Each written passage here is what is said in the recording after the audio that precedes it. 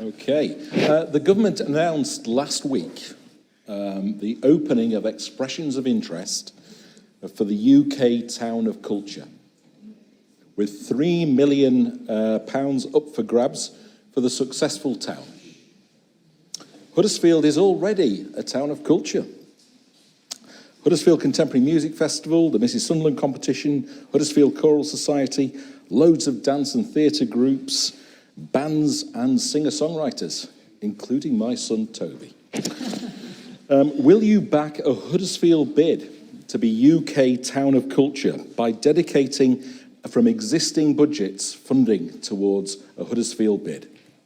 Thank you so much for that question. As you know, we funded Cllr's Year of Culture, a year of music, and it was hugely successful.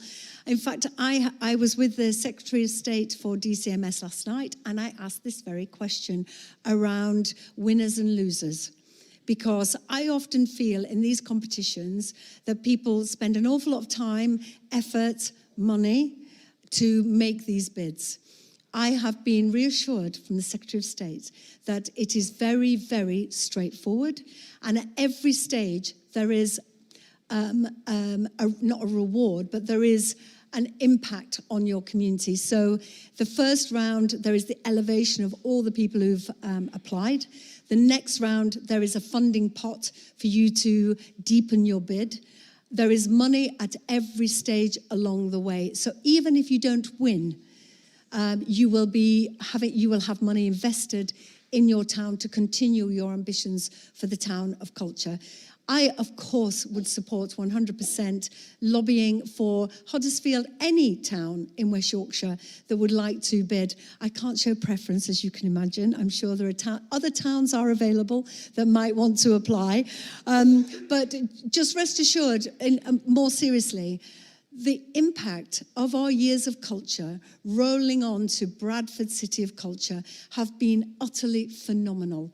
And talking to the CEO of Airbnb about the impact for Bradford has hit the whole region, because they've identified a new traveller called the adventurer. Often couples or groups of friends who want to go to something cultural, like the Turner Prize in Bradford, but then want to go climbing or go to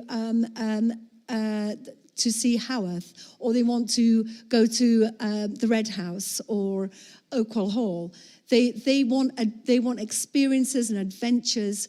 They're staying in Airbnbs, but they're moving across the whole region. So what's good for Huddersfield is good for all of us.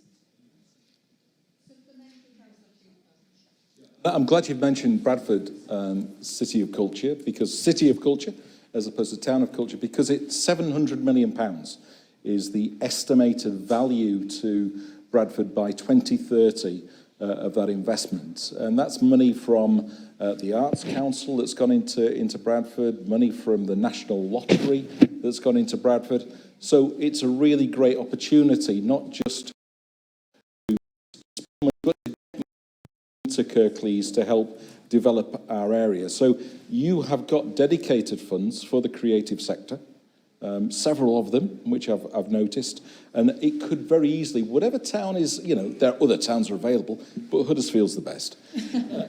But can some of that money could be directed to help the successful bid for UK Town of Culture, which will be Huddersfield. Thank you so much. And back in the day when I was an MP, I worked with Yvette Cooper on a Town of Culture programme. So it's something that's very close to my heart, because it was a piece of work I was very proud of. Because I know that it isn't always about the big shiny shows. It's about communities coming together in a choir, in a drumming group, in a painting group, or having an art show. It is, it's about a sense of belonging, well-being, a sense of place, and of course, tourism and investment. My point, Councillor, if I may, is having spoken to the Secretary of State, it doesn't sound like you're going to need a whole chunk of money to make the bid. It's not like the Arts Council, which is often quite complex. You need advisors. These bids are made explicitly simple so that people can, from all over the country, apply. Obviously, there are opportunities with creative funding pots from the council. There may be other ways to do that. Maybe a business would sponsor you, but my understanding is it is not too complicated. Thank you. Councillor Kendrick.